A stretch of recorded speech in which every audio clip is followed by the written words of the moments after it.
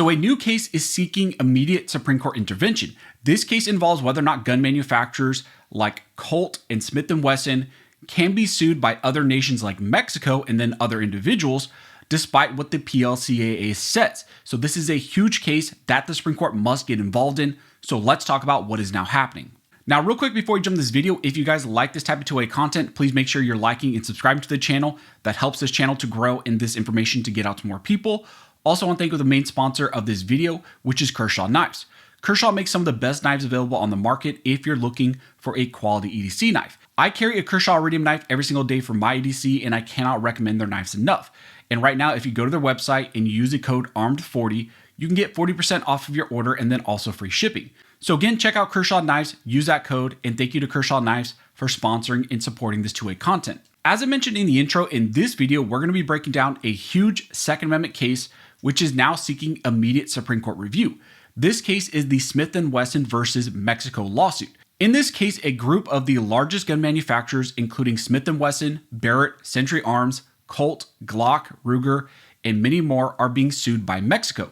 Mexico is suing these companies in an attempt to hold them liable for the harms caused by cartels in their own country. This whole case revolves around the PLCAA and whether or not Mexico as a nation and potentially other individuals, private individuals as well, can sue gun companies and hold them liable for third-party criminal conduct, essentially the actions of criminals. If Mexico is able to do this, and if the Supreme Court does not get involved, essentially the floodgates will open up, and then other countries and other people will be able to sue the gun industry essentially into oblivion and drag them through a bunch of litigation despite what the PLCAA says. This case has now made its way to the Supreme Court because the First Circuit Court of Appeals reversed a dismissal of this case.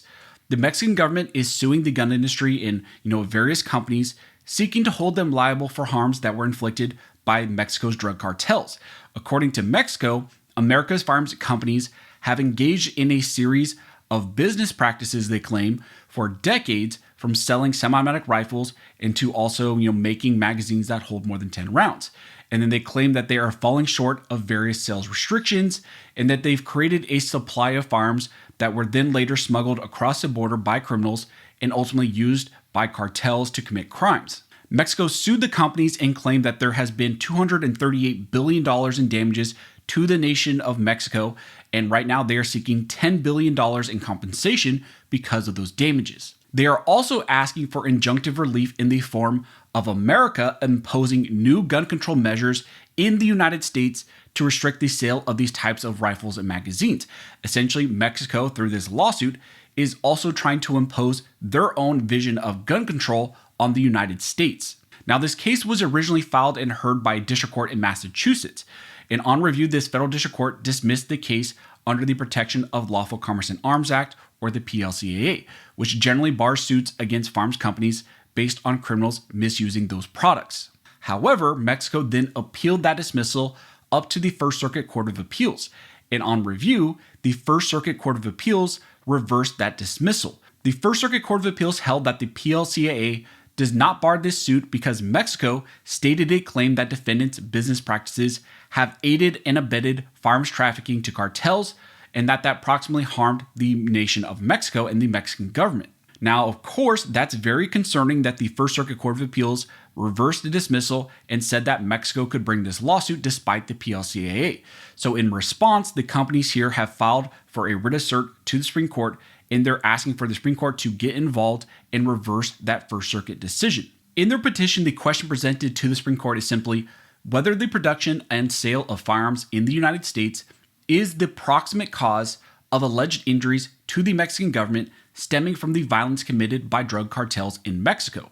And then second, whether the production and sale of firearms in the United States amounts to aiding and abetting illegal firearms trafficking because firearms companies allegedly know that maybe some of their products are unlawfully trafficked to the nation of Mexico. Now, you may be asking yourself, what is the Protection of Lawful Commerce in Arms Act, or the PLCAA? The PLCAA is a U.S. law that protects firearms manufacturers and then also dealers from being able to be held liable for crimes that are committed with their products. This is the law that is supposed to prevent a person from suing a gun manufacturer when a third party takes a gun and then commits a crime with that item. However, in this lawsuit, the First Circuit Court of Appeals found that this case could not be dismissed under the PLCAA, and they allowed this case to proceed forward, even though the lower court found that yes, the PLCAA bars this type of lawsuit. So they filed a petition to the Supreme Court. In their petition to the Supreme Court, the gun companies argued that Mexico's complaint does not include any groundbreaking factual revelations, nor does it uncover any secret dealings between the cartels and America's firearms companies. Instead, Mexico's suit challenges how the American firearms industry has openly operated in broad daylight for years. It faults the defendants for producing common firearms like the AR-15, for allowing their products to hold more than 10 rounds, for failing to restrict the purchase of firearms by regular citizens, and for refusing to go beyond what American law already requires for the safe production and sale of firearms. In Mexico's eyes, continuing these lawful practices amounts to aiding and abetting the cartels. According to Mexico, American firearms companies are liable because they have refused to adopt policies to curtail the supply of firearms smuggled south, such as making only sporting rifles or cabining sales to those with a legitimate need for a firearm, and then Mexico's suit has no business in an American court. The PLCAA precludes civil suits seeking to hold firearms companies liable for harms stemming from the downstream criminal misuse of their products, and it is nearly impossible to imagine a suit that is more clearly barred by the PLCAA than this one here. The district court agreed, dismissing the case in full, but the First Circuit reversed. It held that Mexico's lawsuit qualified for an exception to the PLCAA, which narrowly authorizes suits alleging knowing violation of firearms laws that proximately cause a plaintiff's injuries. The First Circuit decision cannot stand. It defies this court's precedent and creates an admitted split with a unanimous Third Circuit decision joined by then Judge Alito, as well as decisions of multiple circuit courts and state high courts. This court's review is warranted.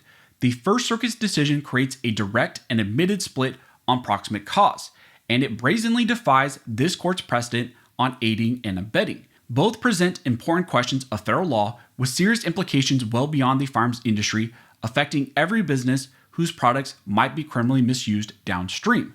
The stakes of this case underscore why review is needed.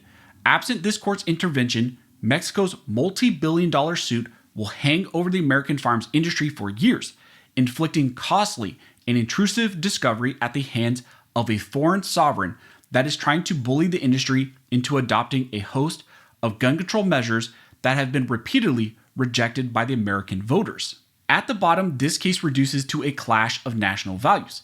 Mexico makes no secret that it abhors this country's approach to firearms, and that it wants to use the American court system to impose domestic gun controls on the United States that American people themselves would never accept through the ordinary political process. So this is a very important case going forward. At stake in this case is whether the gun industry can be sued into oblivion. Mexico, supported by anti-gunners in the United States like Giffords and Everytown, want to use this lawsuit to set a dangerous precedent, which then opens the door to weaken the Second Amendment in the US and to also weaken the industry. Also keep in mind that this lawsuit is being filed and litigated with the help of those anti-gun organizations, again like Giffords and Everytown, and they're taking this opportunity to try and oppose also anti-gun values, of nations like Mexico, and we see how well that does for Mexico. And now they're just trying to blame their problems and all of their issues on the gun industry in the United States. And again, being supported by anti-gunners and anti-gun organizations. So again, a huge case that we need the Supreme Court to take up and to strike down this lawsuit and say that under the PLCAA, these lawsuits are invalid and should not move forward. This is a lawsuit that should have never made it to this point, and if these types of lawsuits are allowed to be filed and move forward like this, well then essentially the PLCAA is pointless, and we're going to see this pop up even more. We just saw a new one pop up with the issue in Uvalde where they're blaming Call of Duty and then Daniel Defense and a bunch of other companies for those incidents. So just because this one involves Mexico, essentially this is going to open the door for more lawsuits like we're seeing with those incidents as well. Again, all this is an aim to get around the PLCAA. The First Circuit said that the PLCAA can be circumvented, and now we need the Supreme Court to say, no, the PLCAA prevents these lawsuits. So if we get any more information, I will let you guys know. Also, if you like this video and you would like to support the channel, one of the best ways to do that is to like, comment, and subscribe. All those things help to fuel the algorithm, and it signals to YouTube that you guys see value in these videos and in this type of two-way news. But as always, thank you all for watching. Don't forget to like and subscribe. And never forget, this nation was built by armed scholars, and this nation will be maintained by armed scholars.